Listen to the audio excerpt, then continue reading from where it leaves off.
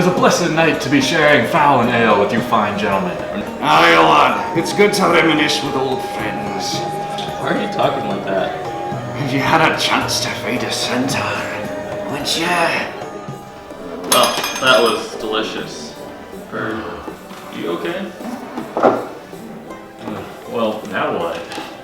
Cutthroat Caverns! I don't know about that one. Cutthroat Caverns!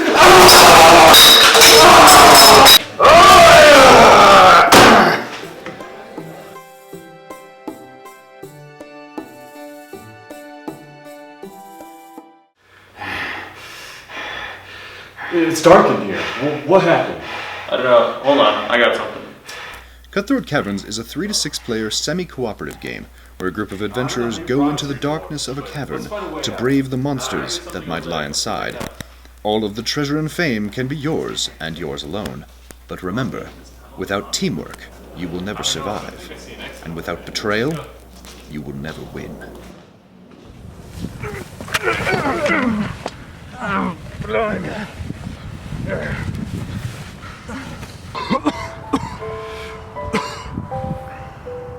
Oh my god.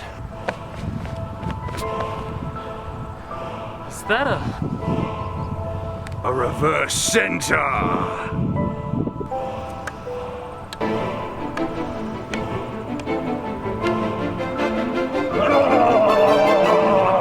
Setup begins with players choosing a hero that they like and placing a life tracker on the 100 on the card. This keeps track of how many life points, or LP, you currently have. Then grab a number of initiative cards equal to the number of players, starting from 1 and grabbing 2, 3, 4, etc. If there are only 4 players, you may put 5 and 6 back. Next, shuffle the action, item, and attack cards together into one large draw pile. Draw out 7 cards to each player, and put the rest in an easy-to-reach place for everyone. Lastly, draw and shuffle 9 encounter cards, and place them face down. This pile represents the rooms you must work your way through. After each encounter has been dealt with, anyone still alive escapes the cavern.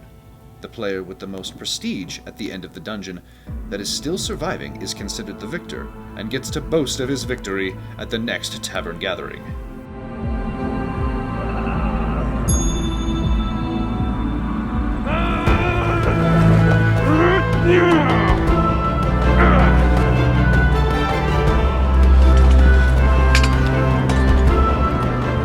Once setup is complete, the first encounter begins by flipping over the first encounter cards. There are different types of encounters, but most are of the creature variety. The Ripper, as an example, is fairly basic. Here it shows the monster's name and type, and also shows how much prestige it awards, to make the killing blow. Here is how many life points the creature has, that changes based on the number of players that began the game. This is important because if someone dies halfway through the game, it does not get easier.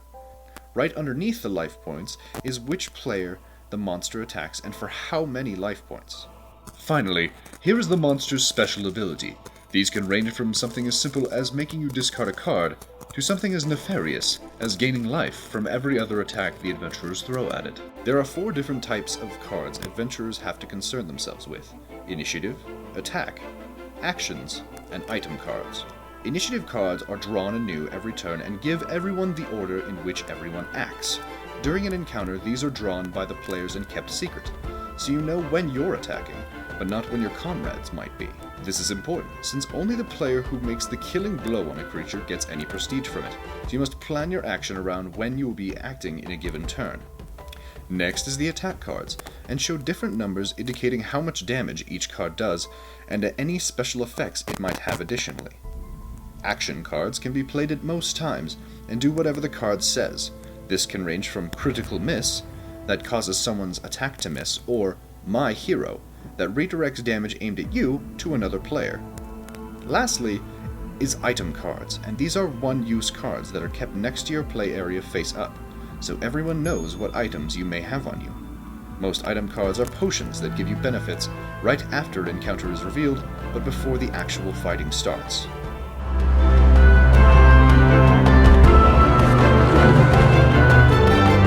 After the encounter card is revealed and players have decided if they want to use their items or not, play begins by everyone drawing an initiative and keeping it hidden.